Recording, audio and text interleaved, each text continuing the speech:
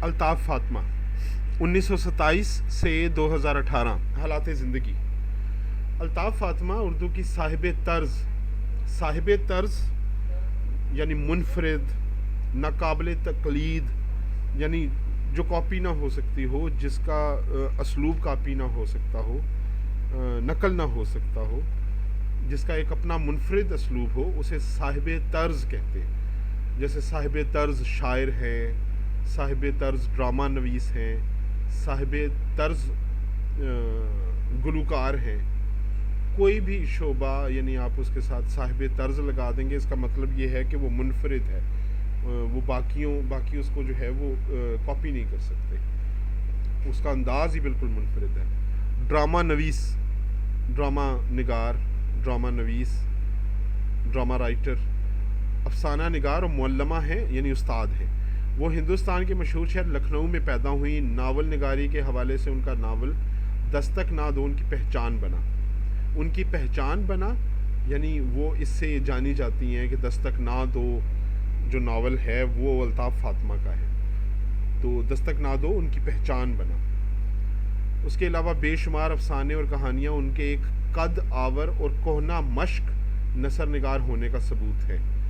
یعنی ایک قد آور سے مراد ہوتا ہے کہ ایک بڑی شخصیت ہے، یعنی وہ ایک قد آور سائنسدان ہے یا قد آور شخصیت ہے، تو وہ ایک بڑی شخصیت ہے۔ اور کہنہ مشق سے مراد ہے کہ ماہر، تجربہ کار، منجھے ہوئے ہونا۔ تو کہنہ مشق ہونا سے مراد ہوتی ہے کہ کوئی منجھا ہوا ہے، کوئی ایکسپیرینسڈ ہے، تجربہ کار ہے، ماہر ہے کسی کام کا۔ تو کہنہ مشق نثر نگار ہونے کا ثبوت ہے۔ آپ نے 29 نومبر 2018 کو 91 سال کی عمر میں وفات پائی۔ نثری خصوصیات کیا ہے ان کی؟ کہ تہذیبی رکھ رکھاؤ ہے۔ تہذیبی رکھ رکھاؤ سے مراد ہوتا ہے کہ بھئی چونکہ لکھنؤ سے تعلق تھا، تو لکھنؤ سے تعلق ہونے کی وجہ سے ان کی زبان بڑی شائستہ ہوگی، بڑی صاف ستھری ہوگی، اردو بہت اچھی ہوگی۔ دوسرا، وہاں کا جو معاشرہ تھا لکھنؤ کا، اس میں جو ہے وہ ایک ادب آداب کا پہلو تھا۔ لوگ آپس میں ادب سے بات کرتے تھے، محبت سے بات کرتے تھے، میٹھی زبان تھی، تو اس وجہ سے ان میں ایک تہذیبی رکھ رکھاؤ پایا جاتا ہے۔ الطاف فاطمہ کی کہانیوں میں تہذیبی رکھ رکھاؤ کے ساتھ ساتھ اپنی قومی تاریخ سے والہانہ محبت کے اشارے بھی ملتے ہیں۔ والہانہ محبت، گہری محبت کے اشارے ملتے ہیں۔ ان کی کہانیاں زندہ اور جیتے جاگتے سماج کی ایسی سچائیاں ہیں، جیتے جاتے معاشرے کی ایسی سچائیاں ہیں جو وقت کی قید سے آزاد ہر دور میں اپنی اہمیت و منزلت کو قائم رکھتی ہیں۔ یعنی ان کے دور کی جو معاشرہ تھا، اس کی جو سچائیاں تھیں، وہ جو ہے وہ وقت کی قید سے آزاد ہیں۔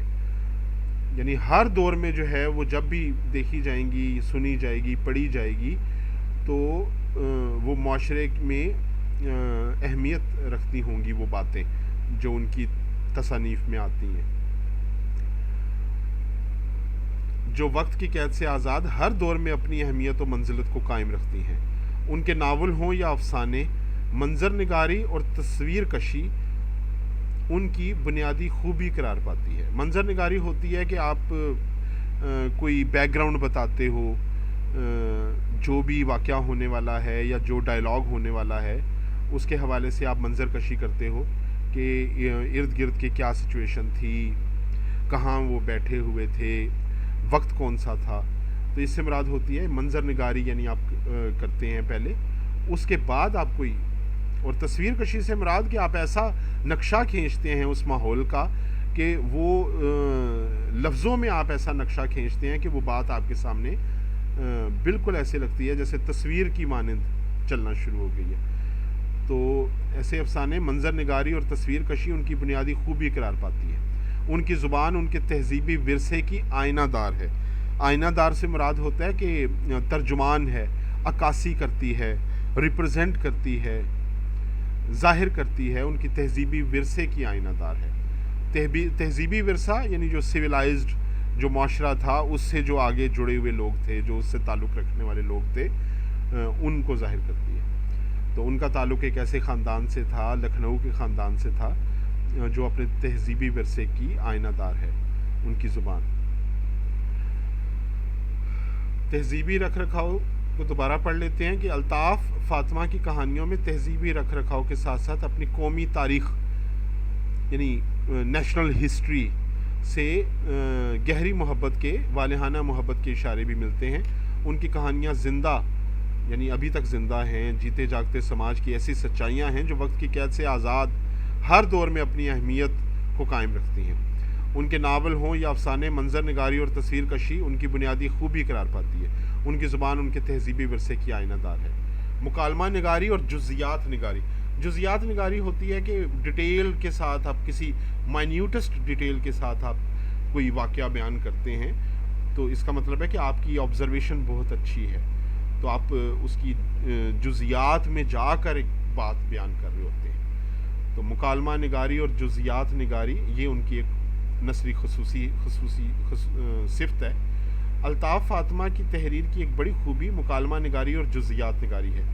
وہ اپنے کرداروں کو ان کی شخصیت کے مطابق زبان دیتی ہیں، اسی طرح ایک منظر کو بیان کرنے کے ساتھ ساتھ ان کی جزیات کو بھی نظر انداز نہیں کرتی، جس کا نتیجہ ایک بھرپور اور دلکش فن پارے کی شکل میں ہمارے سامنے آتا ہے۔ فن پارا ماسٹر پیس، ماسٹر پیس کو ہم فن پارا کہتے ہیں اردو میں۔ فن یعنی جو آپ کا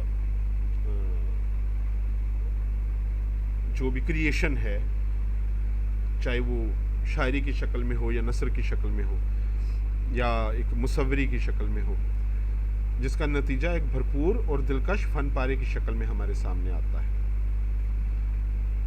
محاوراتی نثر نگاری۔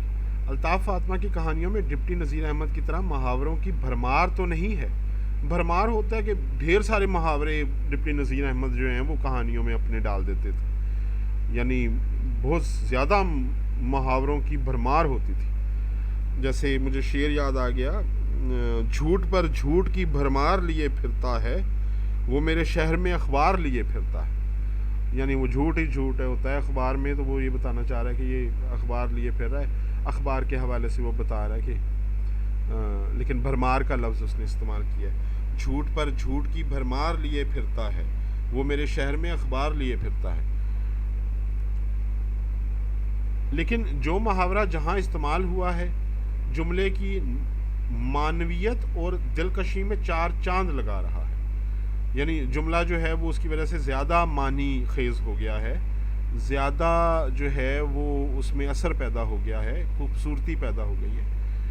الطاف فاطمہ کی کہانیوں میں بر موقع استعمال ہونے والے فکر انگیز جملے اٹل حقیقتوں کا درجہ رکھتے ہیں۔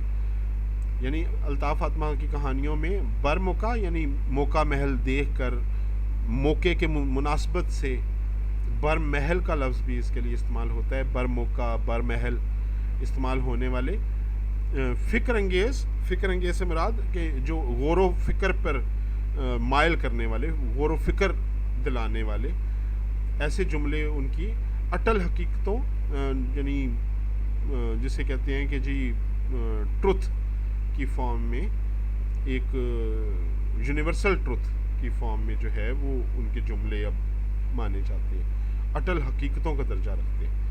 الطاف فاطمہ کی تحریروں کی بڑی خوبی زبان و بیان کی سادگی اور فکر کی بلندی ہے، یعنی سادہ زبان میں بھی ایک بڑی فکر بیان کر دینا، یہ ان کی نشانی تھی۔